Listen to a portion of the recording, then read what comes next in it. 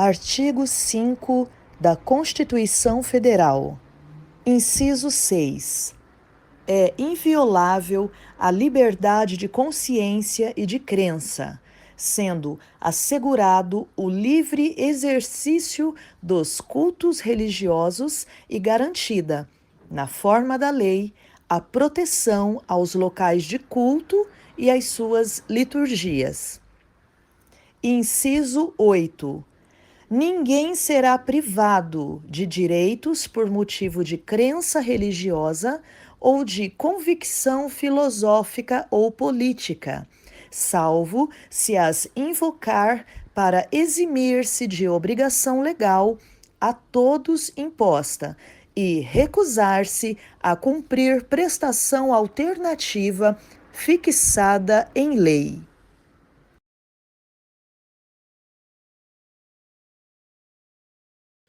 Bem, glória a Deus. Só uma explicação, né? Antes da gente continuar. Essa é uma nova fase do canal do Evangelista Pensador, que são perguntas e respostas acerca da Bíblia, tá? Como que originou esse trabalho, né? Nós temos um grupo de WhatsApp que estão os obreiros, pastores da igreja e alguns convidados, onde se colocam perguntas acerca da interpretação da Bíblia, de alguns trechos da Bíblia, entendeu? E, baseado nisso, o evangelista pensador responde a essas perguntas, tá? Então, é uma série que a gente colocou lá no canal, né? E chama-se Perguntas e Respostas da Bíblia. Então, essa foi uma pergunta da pastora Eli e o evangelista pensador respondeu, tá bom? Espero que você tenha sido edificado com essa palavra, amém? Então, nós vamos dar continuidade aqui. Eu quero falar com você hoje, no nosso tempo aqui. Muitas vezes as pessoas interpretam de maneira errada o próprio Deus e o próprio Evangelho, né? Já falei aqui algumas vezes que tem pessoas que alegam crer em Deus, mas não crê no Evangelho, simplesmente como ele é. Você imagina você explicar o caminho para uma pessoa muito fácil, né? Tipo assim, para quem mora em Campo Grande, né? Fala assim, o local fica na Rua Barbosa com a 26 de agosto, né? Eu acredito que todo adulto em Campo Grande sabe onde é a 26 de agosto e a Rua Barbosa, né? Só falar assim, ó, Rua Barbosa esquina com a 26 de agosto, né? Então, você fala assim dessa maneira, a pessoa vai parar lá no terminal General Osório lá, né? Pra sair de Cuiabá. Por quê? Um caminho simples, tinha uma verdade de como chegar até o local. Aparentemente fácil até. Mas existe um caminho. Claro que existem vários desvios, né? Mas existe uma intenção e uma forma que chega para esse lugar. Existe uma coordenada, né? Vamos dizer assim, para aquele local, que é único. Mas aí a pessoa, ela pega outro caminho, ela vira onde não devia virar, vira para a esquerda, vira para a direita, era para ir reto, ela vira, entendeu? Você pode ver como que uma conversão que fala, né, você virar de rua, uma conversão errada atrapalha pra caramba, né? Você chegar no lugar, né? Você está indo ali no centro, por exemplo, você erra de rua, né? A gente fala, errou de rua. Aí tem que ir na outra quadra, porque ali vai ser contramão, você tá na faixa da direita, não pode virar para a direita, você tem que ir lá na outra para poder virar, e às vezes não dá, porque o trânsito está muito pesado, você tem que ir lá na outra para dar toda a volta, entendeu? Embaraços, né? As pessoas criam embaraço para a vida. Então, Jesus, quando começou, o Evangelho de Marcos, você vai ver Jesus falando assim, ó, arrependam-se e crede no Evangelho. Então, tem que haver o arrependimento e tem que se crer no Evangelho. Não há outra saída. Então, a questão é, as pessoas meio se arrependem e meio crê, e não crê no evangelho.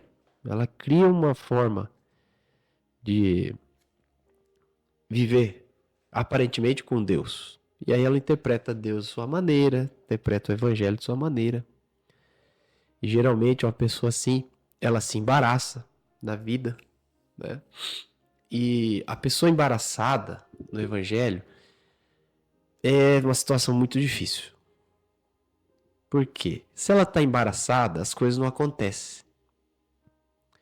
Aí de repente ela vê uma promessa na Bíblia, alguém pregando, ela lê a Bíblia, ou às vezes até ela mesma prega, né? Ah, porque Deus abre porta onde não tem, ah, porque Deus é Deus do impossível, mas aí o embaraçado ele olha e fala, puxa, mas... né? Então ele começa a ter questionamentos dentro dele, né? Mas por que que não acontece comigo, né? Então, o embaraçado é um problema. Só que o problema maior do embaraçado é que ele não vê que ele está embaraçado. Ele não enxerga. Talvez pode enxergar o problema, mas não enxerga por que está embaraçado. Por isso que Hebreus 12 fala assim, deixando de lado o pecado e o embaraço. Porque o embaraço, ele é um pecado também. Né? Tira a pessoa do alvo. Ela erra. Porém, mas por que que o autor escreveu ali embaraço? Porque geralmente a pessoa ela não vê que ela está no embaraço. Então ele quis chamar a atenção das pessoas dizendo assim, ó, deixa o pecado, que é o que vocês enxergam, e as coisas que atrapalham vocês também. Mesmo que você não veja como pecado, julgue que isso te atrapalha. Esse comportamento, esse pensamento. Não é você olhar e falar assim, a minha mulher é meu embaraço. Oh, pelo amor de Deus, né? Meu pastor é meu embaraço. O safado. Né? Então, não é isso. Não são as pessoas. É o que está dentro de você. É o seu pensamento que embaraça. Porque todo caminho que você segue, ele vai dar uma reação na sua vida. É como você faz um mau investimento. Vai lá a turma lá do Telex Free lá, né? Do Tigrinho, né? Aposta lá R$ 500, aí perde. Aí, agora tem que recuperar o 500, eu vou apostar 1.000, aí perde, aí perde. Daqui a pouco tá devendo, que nesse dia eu vi um caso, a mulher devendo 80 mil. E da onde que ela arrumou esse dinheiro para investir lá, tentar recuperar? Ela emprestou de agiotagem. Agora uma salariada que deve 80 mil para, né? Então, que embaraço, né? Porque ela escolheu um caminho para a prosperidade. Escolheu um pensamento, uma forma de agir. Então, essa é a questão. Agora, tem pessoas que prosperam em paz. E ainda promove paz, né? Na vida dos outros. Então, você tem que ver isso. O embaraçado é um problema. E ele acaba causando problema. Então, vamos pensar nisso, né? E vamos analisar hoje. Esse princípio que eu vou falar hoje talvez seja a causa do embaraço, né? Então vamos lá. 1 Reis 12, 25. Fala de um rei muito doido chamado Jeroboão, né? Fala assim, Jeroboão fortificou Siquém, nos montes de Efraim, onde passou a morar. Depois saiu e fortificou Peniel. Jeroboão pensou, o reino agora provavelmente voltará para a dinastia de Davi. Se este povo subir a Jerusalém para oferecer sacrifício no templo do Senhor, novamente dedicarão sua lealdade ao Senhor deles, Roboão, rei de Judá. Eles vão me matar e vão voltar para o rei Roboão. Depois de aconselhar-se, o rei fez 2 bezerros de ouro e disse ao povo, vocês já subiram muito a Jerusalém. Aqui estão seus deuses, ó Israel, que tiraram vocês do Egito. Mandou por um bezerro em Betel e outro em Dan. E isso veio a ser um pecado, pois o povo ia até Dan para adorar aquele bezerro. Rapaz, aqui é complicado o que o Jeroboão fez, hein? Quem que é o Jeroboão, né? Pra gente se atualizar aí na Bíblia. Primeiro, Reis 12, 10, 11, 12, 13, você vê Deus trabalhando a vida desse cara. Qual que foi? Salomão, ele desvirtuou dos seus caminhos com Deus. Aí Deus pegou e falou, seguinte, vou repartir Israel, mas tem que deixar uma tribo para a dinastia de Davi, né? Então eu falei assim, vou deixar Judá pro filho de Salomão, o restante, o Jeroboão, mandou o profeta ir lá, falou assim, Jeroboão, vai ficar para você, tá? Você vai ser o rei agora, eu tô colocando você como rei. As coisas aconteceram, Roboão deu uma de arrogante lá, perdeu o reino, ficou rei de Judá, uma tribo só, e o Jeroboão tomou conta, né? Se tornou rei de Israel. Só que o Jeroboão, ao invés de firmar nos princípios de Deus, o que aconteceu? O cara começou a criar o pensamento dele, de como servir a Deus, como reinar. Né? A Bíblia fala que quem aceita Jesus, faz parte do reino de Deus, se torna rei e sacerdote. Esse reinado é uma capacidade de administração, tanto da própria vida, como das coisas de Deus, que todos têm chamado. Então você tem um chamado individual, que é para você reinar na sua vida, que é administrar a sua vida, tá? Para de ver monarquia como um rei tomando vinho, com mulherzada, e fazendo o que quer, e comendo o dia inteiro, não. Um reinado sério, vai estudar monarquia, reinado sério, né, durante a história, o sistema monárquico, você vai entender que o rei era um grande responsável, tá? Às vezes no Brasil eles mancham a cultura da monarquia, né? Desde a história lá nas escolas, né? Marxismo cultural. E se você não vê, a República Brasileira é que é a grande culpada de todo o problema que tem no Brasil, né? Mas esse é o assunto político, sai para lá. Então o rei ele tinha uma grande responsabilidade. E como você tem Cristo, o primeiro chamado de Deus é a sua reinar em comunhão com Deus. Ter comunhão com Deus. Administrar a sua vida em parceria com Deus. Em comunhão total. Não adianta você vir e falar assim, tem até louvor que fala, né, que o controle está na mão de Deus. Meu, só pensar, se o controle da sua vida aí, que tá passando tanta luta aí, tá embaraçado, se estivesse na mão de Deus, não tava mais, né? Pensa aí, meu. Deus dá o controle para nós.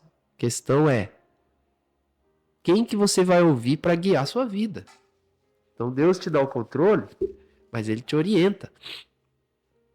Ele fala para onde você deve ir, como você deve ir. Então não vem o controle estar na mão de Deus. Se estivesse na mão de Deus, as coisas estariam bem diferentes na igreja no Brasil, né? Aí voltando. Então, o Jeroboão se tornou rei, tinha uma grande responsabilidade. Só que o Jeroboão já escolheu o caminho dele. Primeiro caminho, ele não confiou em Deus. Por quê? Ele começou a maquinar demais. Isso é um B.O., hein? Cara que maquina demais, meu. A pessoa não simplesmente crê. Ela tem que maquinar. Ela tem que criar situação para ser beneficiada. Até psicologicamente tem nome para isso, né? Mas o cristão, o filho de Deus, ele não pode se entregar a isso. E maquinar as coisas. Maquinar como vai ser abençoado, como vai usar as pessoas. Porque o Jeroboão ficou pensando e falou assim, cara, eu vou fazer a capital agora em Siquém. Mas o templo fica em Jerusalém. E o templo é imponente, né? Tremendo, poderoso. E o povo tem que ir uma vez por ano sacrificar lá no templo. Só que o templo está lá no território do Roboão. E agora? Quando o povo for lá sacrificar, o Roboão já vai fazer o H neles, eles vão ficar pro lado do Roboão e já era eu. Mas Deus já tinha falado que Jeroboão seria o rei. Ele tinha uma palavra profética de Deus para ele. E ele agiu na unção de Deus para conseguir o reinado. Não tinha como o cara ser rei. Ele não tinha origem real nenhuma. Era um cara do povo. Então, o próprio Senhor moveu nas regiões celestiais de Israel em todas as circunstâncias para estabelecer ele como rei. Mas mesmo assim o cara preferiu usar a força dele. Então, o grande problema do cristão é usar a própria força. Vai usar a própria força para sair do pecado. Vai usar a própria força para ser abençoado. Vai usar a própria força. Vai usar de ardil, de manipular as pessoas, manipular situações. Até entra em campos de bajulação. Gente, isso não é necessário. O Filho de Deus não precisa disso. O Senhor é tua herança, Filho de Deus. O Senhor é tudo que você precisa. Você precisa conhecê-lo pessoalmente. Ainda que todos te decepcione, te abandone, o Senhor nunca te deixará, jamais te abandonará. Você não precisa desses caminhos. Você não precisa que você crie situações para alguém te preencher emocionalmente. Você não precisa maquinar o pecado, como diz lá em Gálatas. Parem de ficar maquinando como satisfazer os desejos da carne. Então não é necessário isso. O Jeroboão, ele foi um político na época. Ele olhou e falou, eu tenho que criar um jeito desse povo não ir lá para Jerusalém. E aí entra outro princípio, ele conseguiu criar esse sistema. Que eu fiquei impressionado quando eu entendi como que o cara enganou o povo com esse sistema. E fiquei mais impressionado ainda como esse sistema é forte e a gente não percebe. Por quê? Ele foi lá, falou, a capital agora vai ser Siquém.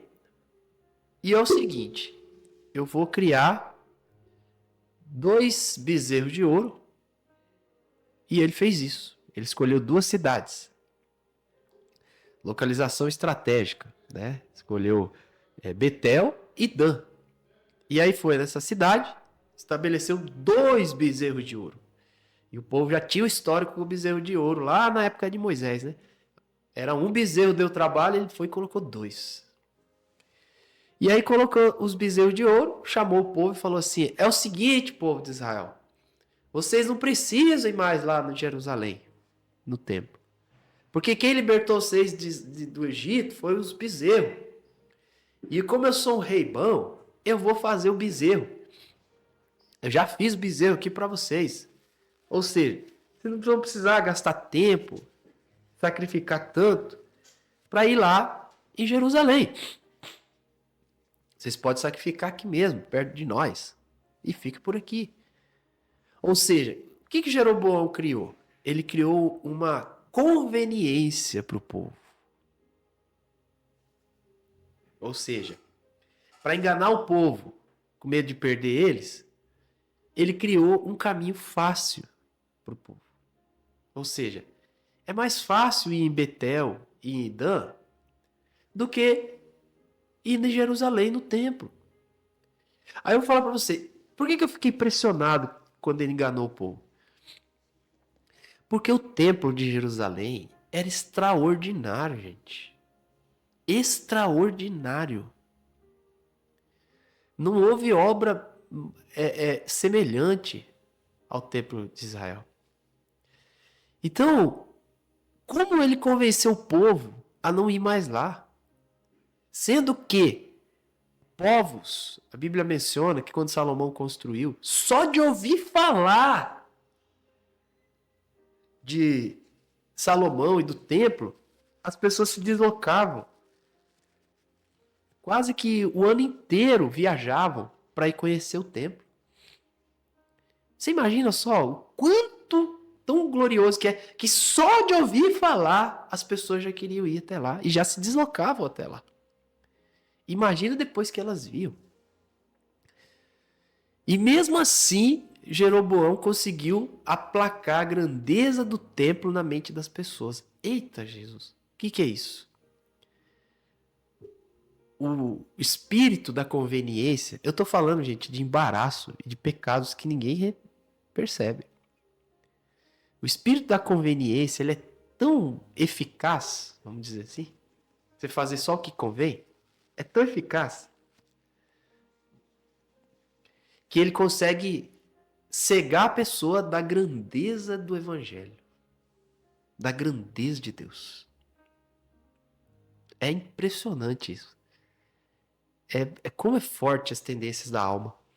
as armas do diabo. Realmente a Bíblia fala as astutas ciladas do diabo.